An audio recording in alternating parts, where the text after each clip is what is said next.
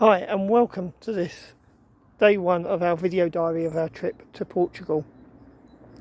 And so where are we now? Well, for full transparency, it's not actually day one. It's actually the end of day two. And the reason being is I didn't actually know whether I was going to do this video to start with and create this series. And I'm probably the only person who's ever going to watch this. So I thought it'd be a nice way of recording what we've done and where we've been. So I'll tell you more about where we are now because it's the end of day two, but for now let's talk about day one. So day one, we left Tracy's family in Huddersfield at 7 o'clock on the Saturday morning, and we drove down to Folkstone. Pretty uneventful journey really, bit traffic but not too bad at all. So we got down to Folkstone a few hours early and it was dead. I've never seen the Channel Tunnel anything like that before. It was completely dead. Where the motorhomes normally park, when we got there, we were the only vehicle in there. By the time we left, there was a couple of coaches, I think, and a van, but that was it. Nothing else. And then when you drove round, it was as if it was a ghost town. So if you know the Eurotunnel port at all, you'll know that you leave the car park, you go to a little roundabout and there's normally people there directing you, and you then get put into a lane further round, and then you wait at a barrier to go onto the train. So anyway, we drove through all of this.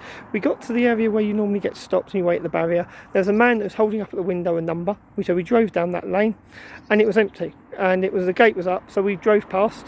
Nobody there, and we kept driving around. We thought we'd gone the wrong way. We went past all the lorries, kept going. Next thing we know, we're down by the platform being waved straight onto a train, and as far as we could count, there's probably only about 5 of us on this entire train, 5 vehicles. It was just odd. So anyway, we ended up leaving really early, but as a result that meant that we made an awful lot more progress than we was expecting. So we were hoping to, and my pronunciations of any place is rubbish, so we were hoping to get just north of Rouen. But where we actually got to was just north of Le Mans. So that meant because we had some extra time, so we spent it driving and we got a bit further down, which worked out quite well for us. We stayed at an Aire, and I'll put a link in the description because I'm not going to try and pronounce it, in a little village. And I've got to say, it's a lovely little Aire, free, nice little parking area. It's just outside the village. If you ever go there, there's loads of signage for it going through the village. Follow the signage, not your sat nav, because your sat nav will tell you it's earlier. So as you go out the village, it'll tell you it's basically in someone's house.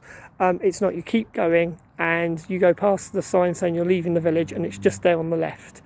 Nice and quiet. We were the only vehicle there. So this is February 2022 at the end of, and yet we were the only vehicle in that Aire. We got there at about between 7 and 8 o'clock at night. I think it's about 8 o'clock at night local time, and we left again at 7:30, and we didn't see anybody else that entire time we were there.